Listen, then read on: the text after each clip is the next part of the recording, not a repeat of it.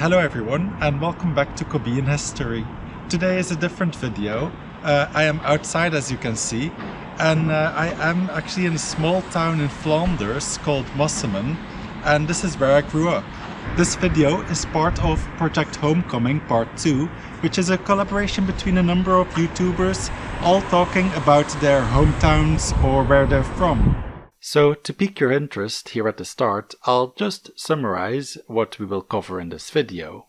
First, I'll talk about my hometown of Massemen. It is a small village, but has a surprising amount of history to it, as this little Flemish town actually had its own prince.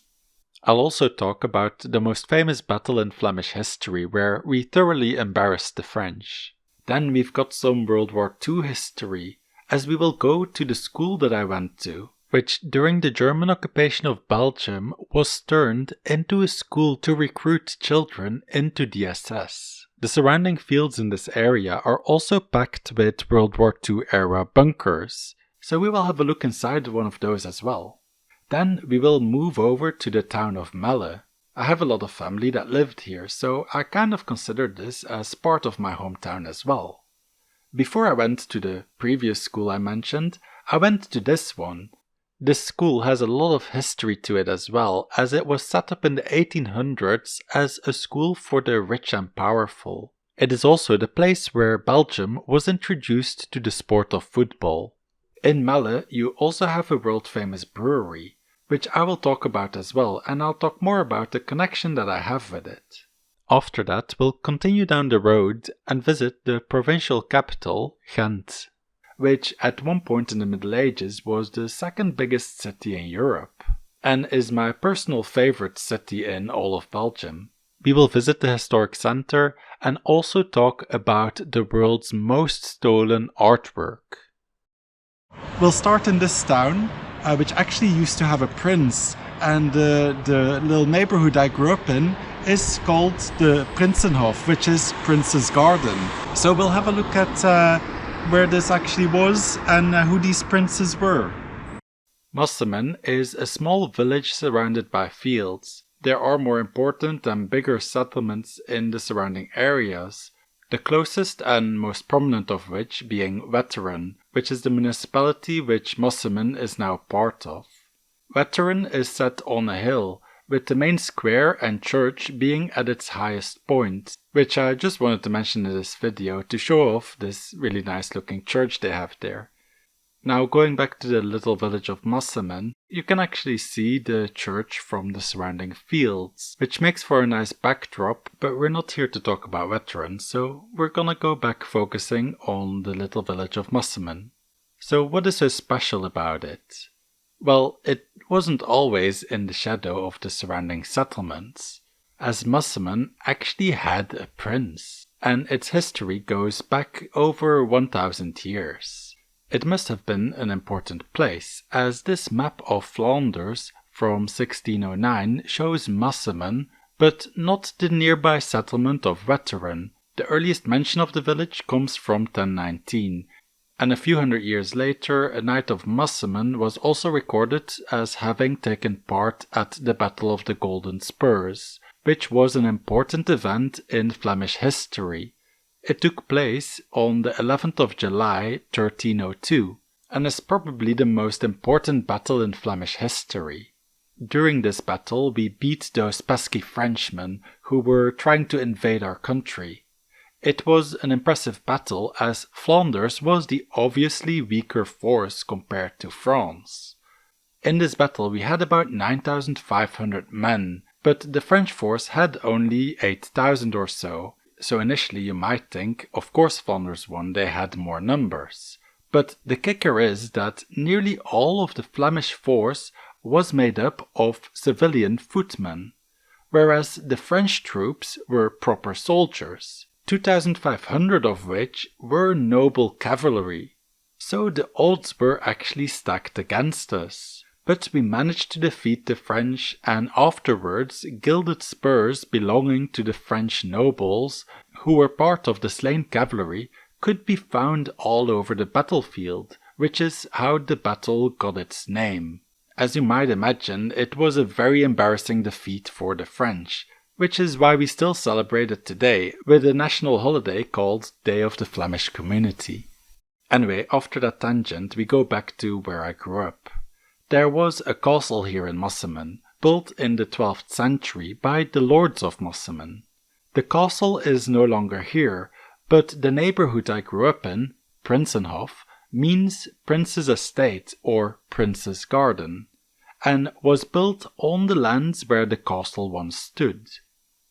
For much of its history, Massemen was ruled by lords, but in 1652 the Lord of Massemen was elevated to Prince of Massemen by their overlord, the Spanish monarch, as Flanders was part of the Spanish Netherlands at this time.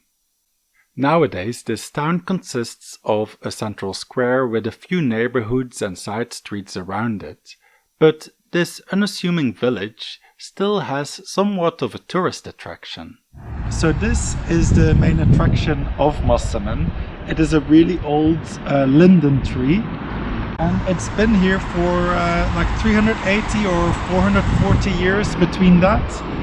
So this actually was planted here at the edge of the domain of the Princes of Massemen.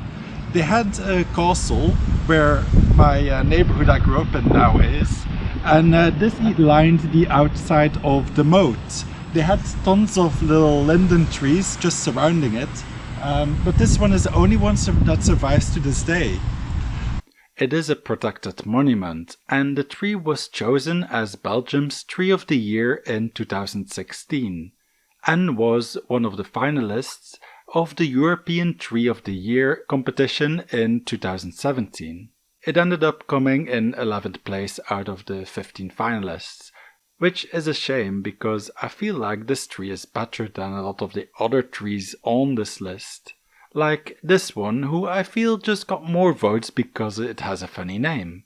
But our Linde Tree here in the village square has some nice unique features. It's short and thick, slightly crooked, and its trunk has a huge crevice in it, which is now filled with spiders. Unfortunately, Google told us that the tree was temporarily closed, so we couldn't go inside. It's been here for nearly 500 years now, so it saw a lot of events. It saw the Lords of Massemen become princes. It also saw the Napoleonic troops coming through here.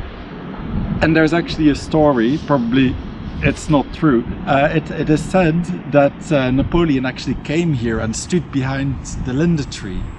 But I don't think Napoleon would have been here himself, but it's probably his troops came in the town. Then it also saw the occupation of the Nazis in World War II. Because the Nazis, they used the road that was just a little bit that way, which connects Brussels to Ghent, to go through the country.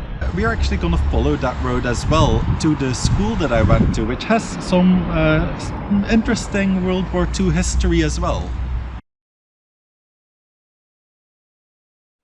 This is Mariagaard. I went to school here for 6 years, and nowadays it's just a school like any other. But if you know where to look, you can uncover remnants of its unique past. In the 1920s it was constructed as an agricultural school, but during World War II, when the Germans occupied Belgium, this building was confiscated and it was made into Reichsschule Flandern.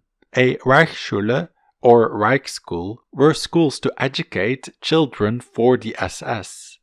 In total there were 40 Reichsschule in Germany, 2 in the Netherlands, and there was only one, this one, in Belgium. They could have built more in other occupied countries, but they didn't, as those other countries weren't considered ethnically Germanic enough, whereas the people of the Netherlands and Flanders were considered closely enough related to the German people to be included. Note that this only includes Flanders, so only the Dutch-speaking part of Belgium, not the French-speaking part, Wallonia. They made a brochure and spread them throughout Flanders. Anyone could join as long as you're a boy between the age of 10 and 12, able-bodied, strong-willed, already have proven that you do well in school, Your parents are in support of the SS, and of course the most important part for them is that you were racially pure.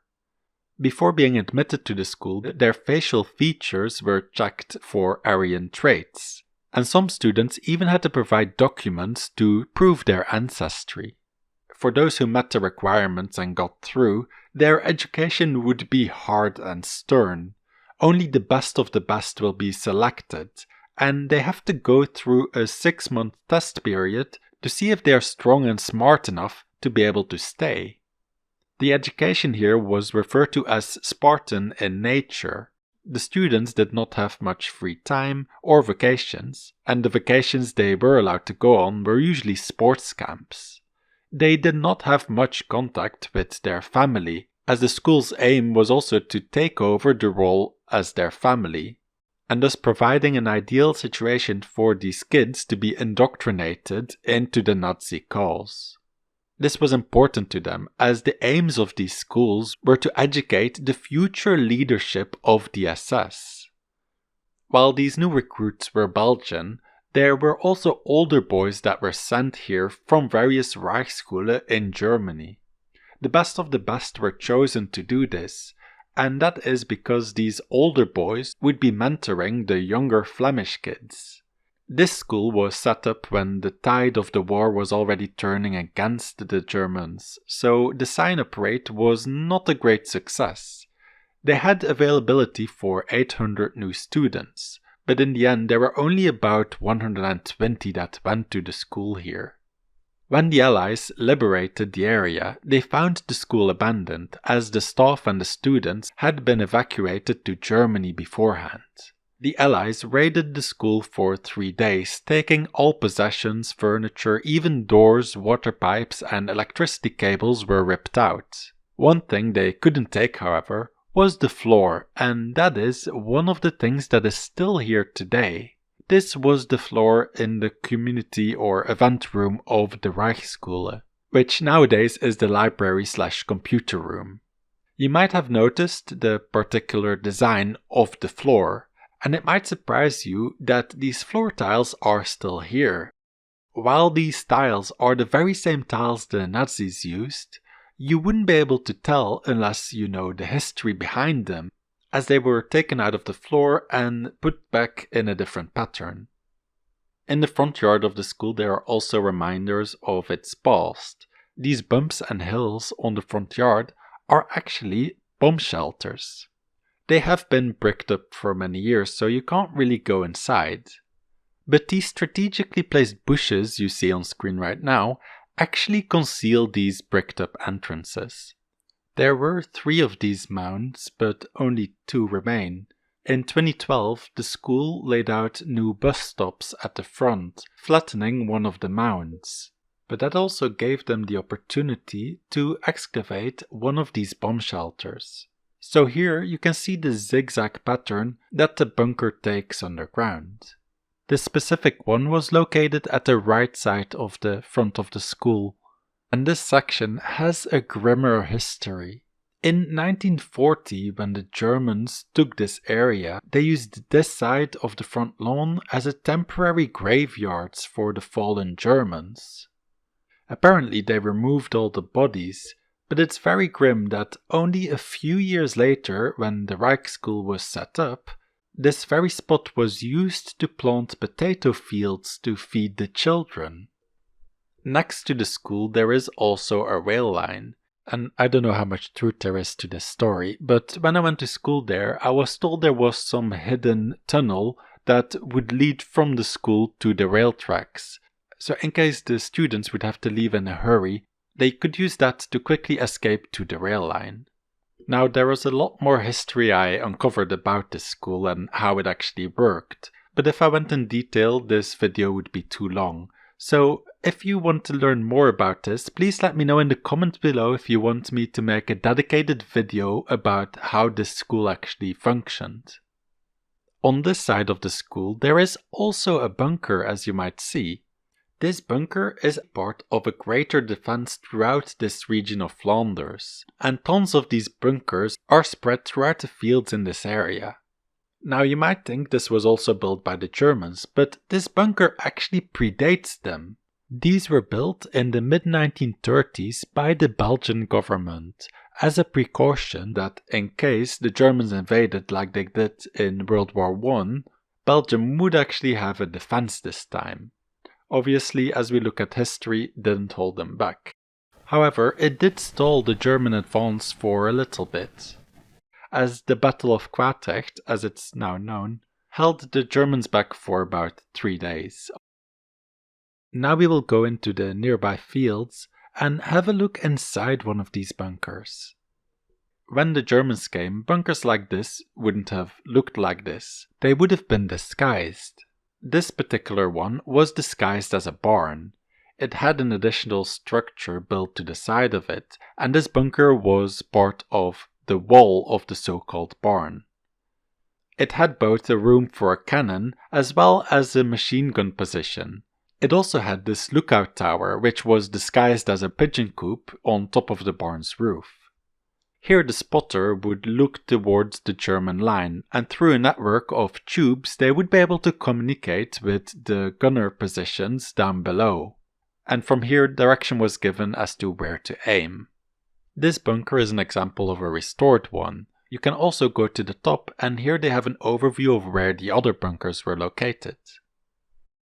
The bunker was bricked up after the war, and only in 2006 it was reopened. When the restoration crew reopened it, they found a British hand grenade still laying there. And I mean, it's good that they bricked it up well, because my dad has stories that when he was a kid, they would go around the fields and enter these bunkers if they found an opening. Nowadays, most of them have been checked out, and some of them, like this one, have been restored. Even a hiking trail was set up that brings you past all these bunkers. Now we will go down the road to Ghent once again, and our next stop is the town of Melle. But while we're on our way to Melle, I want to talk more about the camouflage of these bunkers. Some of these bunkers were even disguised as houses or utility buildings. It would look like a regular building, but then when you open the windows, it reveals a gun port. As I looked into it, I discovered more bunkers which I've gone past tons of times over the years and never realized they were bunkers. The bunkers weren't just in the fields, they were on the main road as well. Going back to the railway next to my old school, there are these 2 utility buildings to the sides of it. At least that's what I thought, because if you take a closer look, these are actually bunkers as well. Here is another 2-story bunker this time, disguised as a regular house on the main road.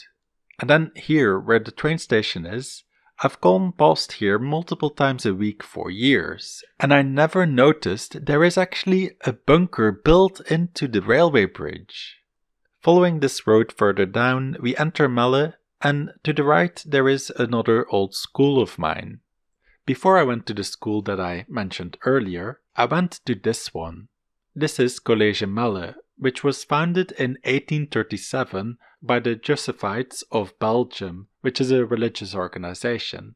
It was set up as a school for the elite. By that I mean for kids of the wealthy, influential or powerful.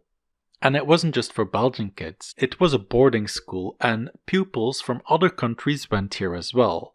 As the institution was Roman Catholic, there were also a lot of foreign students from Ireland. And it is said that the Irish students that went here in the 1800s brought over and introduced the sport of football to Belgium. So this school is considered the birthplace of football in Belgium. During the First World War, German soldiers occupied the school and used it as a base of operations. After the war ended, the school was reinstated, but the number of foreign students dropped dramatically. Nowadays, when I went to school there anyway, I didn't see any foreign students. However, within Belgium it is still a popular school, with children from across Belgium going to boarding school there. It's also relatively popular in the French-speaking part of Belgium, and quite a few Walloons went to the school there. So it is still seen as a prestigious school throughout Belgium. and the aim of the French-speaking parents is also to send their children there to learn how to speak Dutch.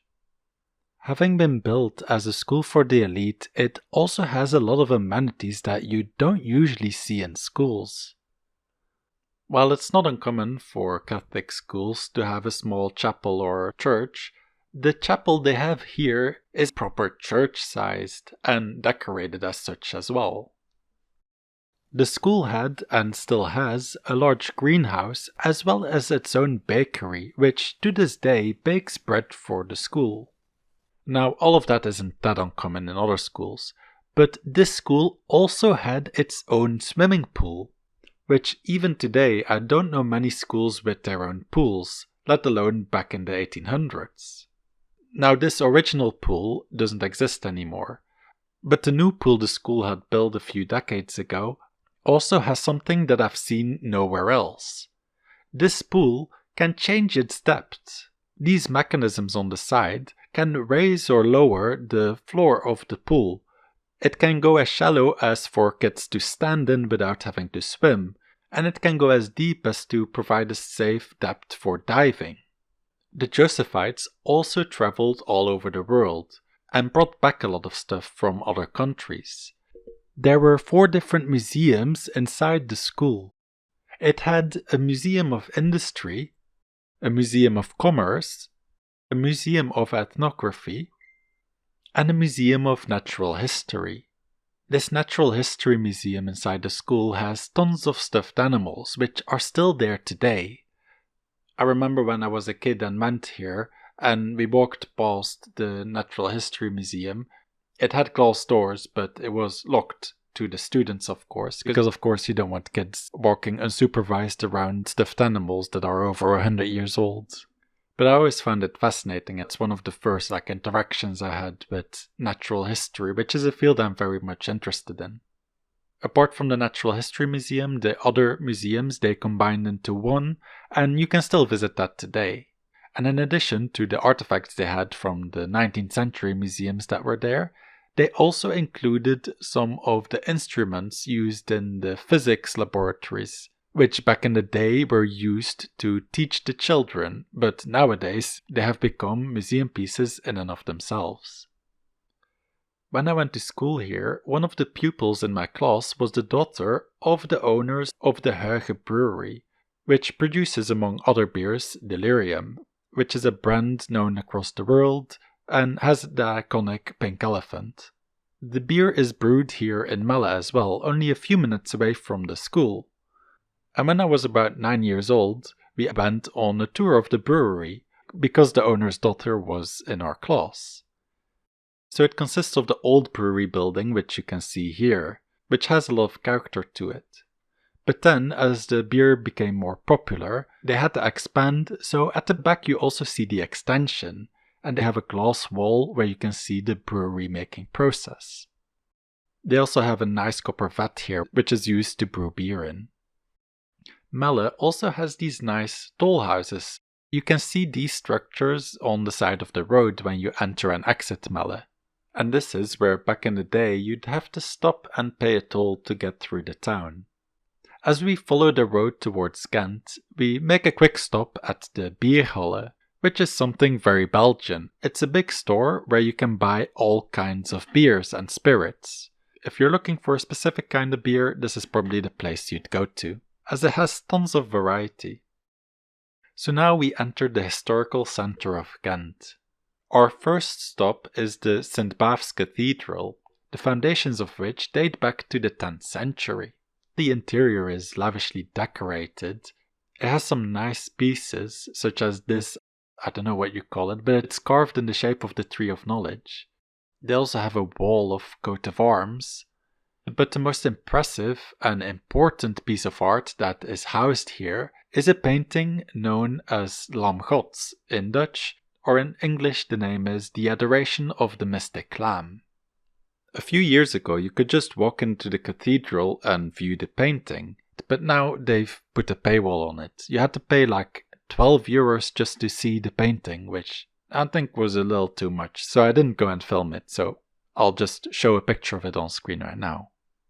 While it is really well known in Belgium, I'm not sure how well it is known in other countries, so let me know in the comments below if you've heard of this painting before. But back in the Middle Ages, it was one of the most influential paintings that was ever made, and it was known throughout Europe. And it eventually also gained the reputation of being the most stolen painting in the world. Now, this painting has a lot of history in it, and as to not drag this video out too long, I want to make a separate video on this specific painting and the history it's gone through, so let me know in the comments below as well if you want to see that. In this video, I'll just go over some bullet points about what happened to this painting. So the painting consists of 12 panels. It has doors which can open and close, and the panels that are part of the door also have different paintings on each side. It took years to finish, but it was finally finished in 1432. This style of painting might look familiar today, but back in the Middle Ages, most paintings looked like this. And this painting was an early example of the growing realism in paintings. And this kind of style is something we more closely relate to Renaissance era paintings. Because it was such an elaborate piece and so novel, it soon became known throughout Europe as the best artwork ever created. Throughout the ages, the art piece survived quite a few things. It survived the Beeldenstorm, where Protestants went into Catholic buildings and destroyed a lot of statues and artwork. It also survived during a building fire and through water damage. And some of the door panels were even sawn in half, so the paintings on both sides of the door could be displayed at once. And in addition to that, you also have all the times it was relocated and stolen.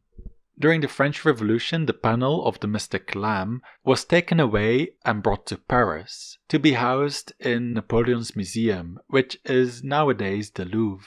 But after the Napoleonic Wars, luckily the painting was returned. Sometime after, the church was struggling and they were forced to sell the artwork to an art dealer, through which the painting came into the hands of the King of Prussia, and eventually it ended up in a museum in Berlin. Now it's worth noting that 2 of the panels weren't actually sold and were kept in the archive in St. Bav's Cathedral still. These were the panels depicting Adam and Eve, which, as they depict nude people, the church found a little too risque to display. When the First World War broke out, there was fear that the Germans would come in and steal the 2 remaining panels to make the art piece complete again in the Museum of Berlin. So to avoid these panels getting into German hands, a fake letter was forged claiming that the paintings had been sent to England for safekeeping. In reality, the panels were hidden in Ghent. One was cemented in the walls of a house, and the other was put under the floorboards. The Germans never found the panels, and as a condition of losing the war, the main part of the piece that was housed in Berlin was forced to be sent back to Belgium, so finally the piece was complete once again. Now we come to the most famous art heist in Belgian history. In 1934, one of the door panels was stolen, and the robbers asked for a ransom to return the paintings.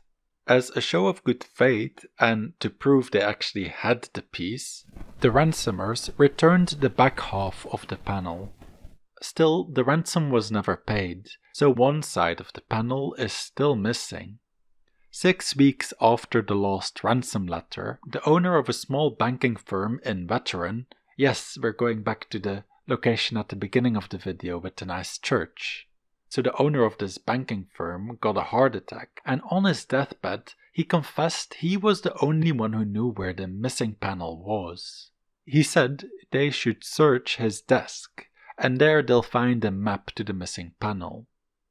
Alongside the map they also found 3 copies of ransom letters, indicating that this bank owner might have actually been involved. But the map, as far as we knew, didn't lead to the panel, so it remains missing to this day. If you go visit it today, it won't be missing a panel, as they made a replica to replace it.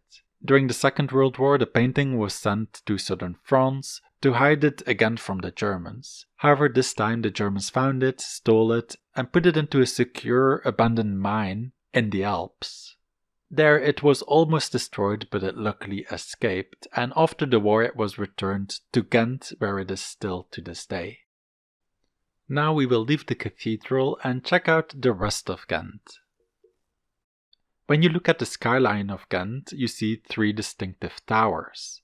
These are the St. Bav's Cathedral, the Belfry of Ghent, St. Nicholas Church, and if things had gone different, there could have been a fourth tower that made up this row in the center of Ghent, that of the St. Michael's Church. But as you can see, the church does not have a spire, as unfortunately, during the construction they ran out of money. We've already had a look at the cathedral, so when you come out of it, right in front of you is the belfry. The belfry is a common structure in historic towns of the Low Countries, and it served as a watchtower and bell tower. On it you can see decorated the Flemish lion, which is a black lion on a golden field, as well as the coat of arms of Ghent, which is the same design, only with black and white. Nearby you have the city hall, and then you have the St. Nicholas Church, which is the third tower making up the skyline. When you walk through Ghent, it feels like a historic place, as anywhere you look you see these historic buildings. It is built on where two rivers meet, so you also have these rivers going through the city centre. There's also this really historic building. It is a medieval mead hall. Usually you can visit inside, but it's closed for renovations at the moment. Luckily, 4 years ago I made a Patreon exclusive video about Ghent, and back then I was able to visit inside, so I'll show a clip of that video now. Should be some meats hanging up. We also got some chocolates. Here you go. Look at all those meats.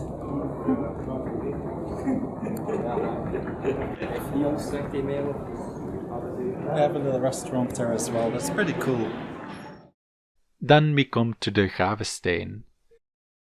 For those who have seen my videos on the anatomy of castles, you might recognize this, as I've used pictures of it to showcase a number of design aspects of castles. I might be biased, but it is also one of my favorite castles in the world. Especially the surrounding walls, as well as containing a lot of historical features, they are also nice to look at. One day in the future I might go inside and make a whole video about this castle, but that was it for this video. Don't forget to comment and subscribe to the channel if you want to see more. Also check out the other videos of the Project Homecoming playlist, which will be on screen right now or linked in the description. I'd like to thank my patrons for their support, especially my $25 patron, G. David.